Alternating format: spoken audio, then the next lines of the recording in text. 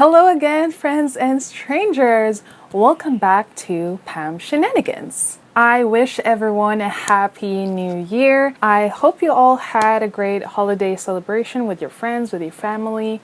And today, as promised, I will talk about my fave books of the year. So for a bit of context, I was able to read a total of 59 books for 2022, and I am planning to tier rank each one on the next video of this 2022 wrap series, similar to what I did for 2021, so you can watch that here. For today, I will be talking about my top 10 favorite books first. So just a bit of a few disclaimers before I begin. One, this isn't ranked from least to most favorite, but is actually arranged according to which ones I read first.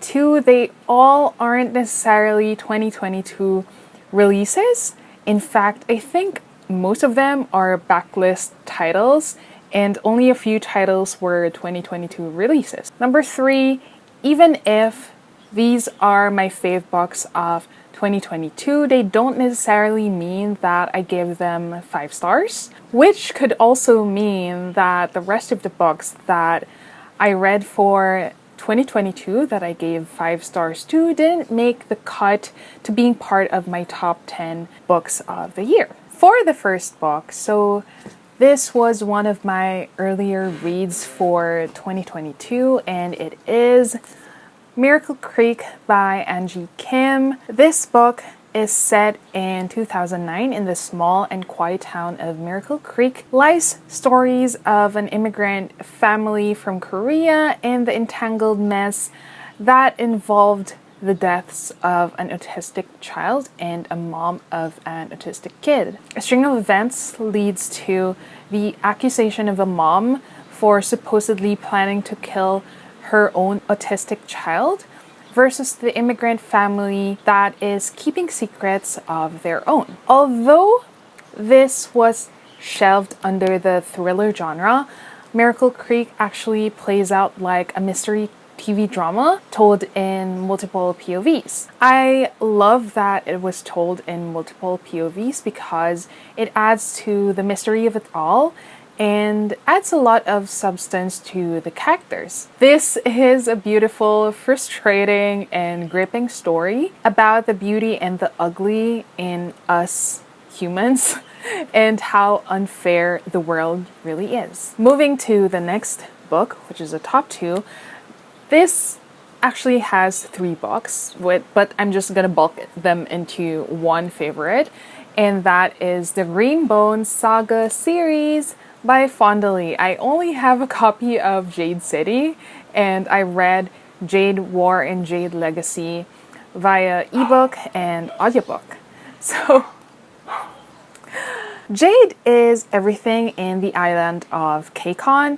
It is mined, wielded, and often killed for. Greenbone warriors wear jade to enhance their abilities and used it to defeat the Shatarians during an invasion. Since the war ended and a new generation of Greenbone Saga warriors are taking over, the hunger for control over Kekon's capital city, which is Jonloon, shakes up the No Peak clan and the Mountain clan, and a new war may be brewing. So I was late to the Greenbone Saga party, and it was absolutely okay. By the time that I was reading this, it just coincidentally happened that other bookish people were also reading this.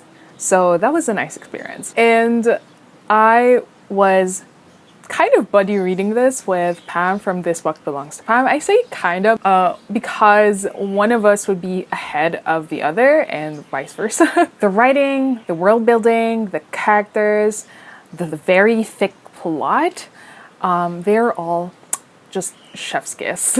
This series is a masterpiece, and I'm so glad that I picked this up for 2022. It is super action-packed and brimming with political intrigue between clans and the governments they work with. It is super addictive, and I am so glad that I also listened to the audiobook while I was reading this. It just adds to the overall experience. Please, please, I am begging everyone again to please read this series if you haven't yet. Even if you're not into fantasy or high fantasy, this is such a great gateway to the fantasy genre. The third book that is on my top 10 faves of 2022 is Grown by Tiffany Jackson. This book follows the story of a 17-year-old aspiring singer, Enchanted Jones, who struggles to fit in school as the only black girl and their family's recent move to the suburb, as well as balancing familial responsibilities and making her dreams come true. When she meets the popular R&B artist Corey Fields, her life was turned upside down. When I say that Grown infuriated me, I am underestimating it. The reading experience I had with Grown was so palpable and super triggering. Tiffany Jackson is such an amazing writer, hands down, no doubt about that. It's the kind of book that would make you to really stop reading for a bit, just to gather your energy and gather your thoughts to be able to power through because of how heavy of a read it is. Grown sheds some light on the dangers, the consequences, and the challenges of not being able to easily escape an abusive relationship. So please, please tread carefully and do check out the trigger warnings when picking this book up. And the fourth book in my top faves of 2022 is the My Love Mix-Up series. This one, I will never stop talking about this, but what is this series about? It's a manga series wherein Aoki has a crush on Hashimoto, the girl in the seat next to him in class. But he despairs when he borrows her eraser and sees that she's written the name of another boy, Ida. And to make matters more confusing, Ida sees Aoki holding that very eraser and thinks that Aoki is the one who has a crush on him instead of Hashimoto, the girl in the same class as them. And again, I will never stop talking about this manga series, never. I love this so much. It is so good and super hilarious that you won't be able to not smile and laugh out loud when you read this. It's just such a good boys love / BL manga series that anyone looking for a light read should be able to pick up. It's a kind of book that you're meant to simply enjoy and not nitpick every flaw, every detail, and I love it so much and I highly recommend it. I just bought volume 6 last week because it got released on Kindle. So I will definitely pick that up very soon. Then the next book, we are halfway through, is Pachenko by Minjin Lee. It is a generational saga about a family of Korean immigrants in a quest to survive and realize their dreams. So this is a family saga that plays out like a TV drama when you read this. It is a story of love, loss, sacrifice, and hope. This is a very dreadful and heartbreaking read because when you think that things are looking up for our characters or the Korean family that we are following, it is simply not gonna be.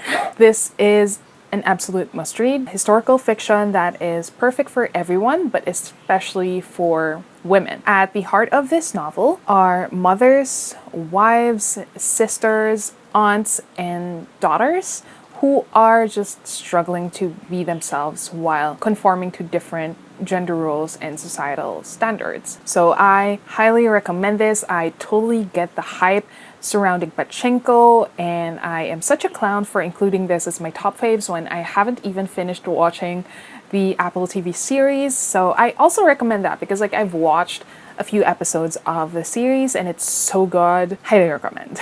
Next book is Dig by A.S. King. Dig talks about this family drama that encompasses 3 generations where dirty secrets and awful family background at the backdrop of white supremacy and colonialism are exposed and tears this family apart. This is my very first A.S. King book and I absolutely loved it. To be quite honest, Dig is such a difficult book to describe because it tackles a lot of things and you'll never really know what you're reading at first. Like the first few chapters, they're told in different POVs, so it can be confusing or it could put you off when you read it. You'll be rewarded with super duper amazing writing, very intriguing plot, and a wide set of very flawed characters. The mystery aspect of the book was executed well that will make you want to keep on reading. The next book is The Push by Ashley Audrain. What is this book about? Blythe Connor had a certain picture in her head about motherhood, but when her firstborn arrived, she didn't feel the love and connection that she was expecting from a mother and daughter relationship. So thinking that there's either something wrong with her daughter or she's just assuming and imagining things, that's where the plot thickens for The Push. The Push took me by surprise, and this wasn't even in my radar until I saw Gerald from Gerald the Bookworm raved about this book. So I was super curious when I saw his review. So even if this was categorized as a thriller book, it also leans more towards the mystery psychological drama that would make you anxious and reflect on your own experiences and your own traumas as a child,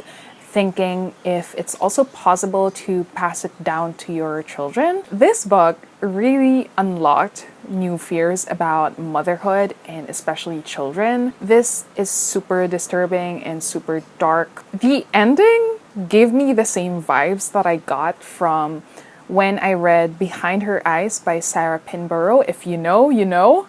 I'd recommend this to people looking for a tense and provocative read, and especially if you liked Behind Her Eyes by Sarah Pinborough. But it's less action-packed than that book, but I'd still recommend it. The next book is All My Rage by Saba Tahir.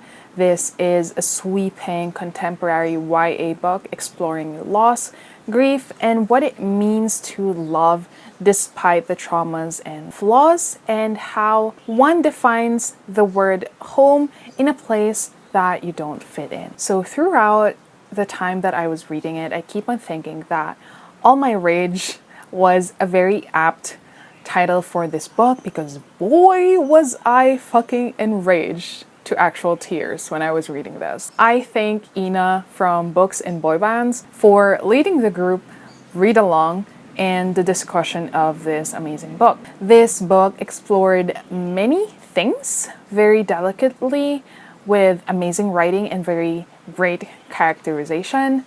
I believe this is also the very first standalone novel by Saba Tahir and her first foray into the contemporary scene. And I sure hope this won't be her last, because she's such an amazing writer.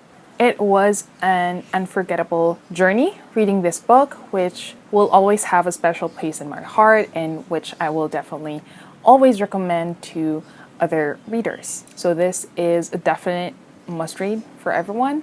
I highly, highly recommend All My Rage. Off to our last two books. The next one is The Book Eaters, wherein a secret society of clans of book eaters secretly exist in the outskirts of England. They literally eat books and retain the knowledge it contains. Clans with old school traditions of marrying off their daughters to be able to retain their family line, while sending boys to be defenders or wardens of the families. Devon, our main character, learns the hard way that her and her family's definition of motherhood and what it means to be family are very different, as she tries to escape the system and just try to be with her children in peace. The Book Eaters really hooked me in with that very interesting premise of people eating books as their food and being able to retain the knowledge. I guess it's just super interesting to me because I feel like if I want to read a book and I'm super lazy to read it, I would just eat it and I'd be able to understand everything. And that's how it worked in this book. The way it explores gender roles was super compelling and frustrating at the same time. I kept thinking, like, why does it have to be this way? Why can't you all just stop using women for your own benefit and just leave them be? It's a pretty dense book that also dissects how the characters view and experience different kinds of love and what they would do for freedom and survival. So I highly recommend this book. Please do pick this book up. So it's super good. And we are off to our last book for this list, and it's going to be The Violin Conspiracy by Brendan Slocum. This is the last book that I read for 2022, and it is one of my absolute faves for the year. This is a mystery drama about a Black classical musician whose super valuable violin gets stolen before his prestigious music competition. This book got nominated at the Goodreads Choice Awards this year for under the mystery and thriller category, so I decided to pick it up before the year ended. It is also not an action-packed mystery thriller book and leans more towards the mystery drama sides of things. The book mostly focused on the Black musician Ray and his journey and struggles to be a full-time musician slash violinist despite seeming like the whole world, including his family, is against him. I actually hate his family so much. When I was reading this, my blood was boiling. I was so mad, I was so sad, I was so frustrated, except for the two family members who genuinely supported Ray. I love them, and I feel like we as humans need those kinds of people in our lives who would support us, who would give us love without asking for anything in exchange.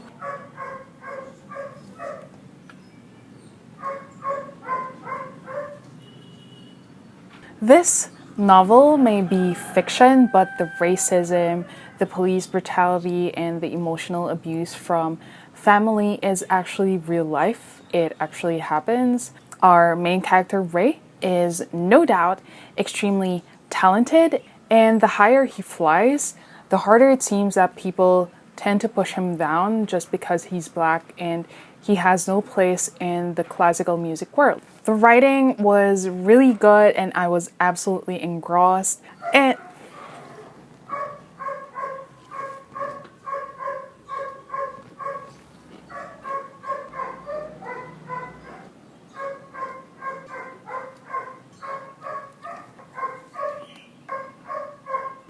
those are the 10 books that made it to my favorite 2022 reads out of the 59 books I read for the year. Looking at all of them as a whole, it seems like most of them are centered around family drama with hints of mystery. I didn't read as much as I want for 2022, but it's totally okay since I read some really good books, including the top 10 on my list. So if you have read any of these books, if you have any strong emotions towards them, or if you are curious to know more about these books, please do let me know in the comment section below. And as always, I will see you on my next video. Bye bye.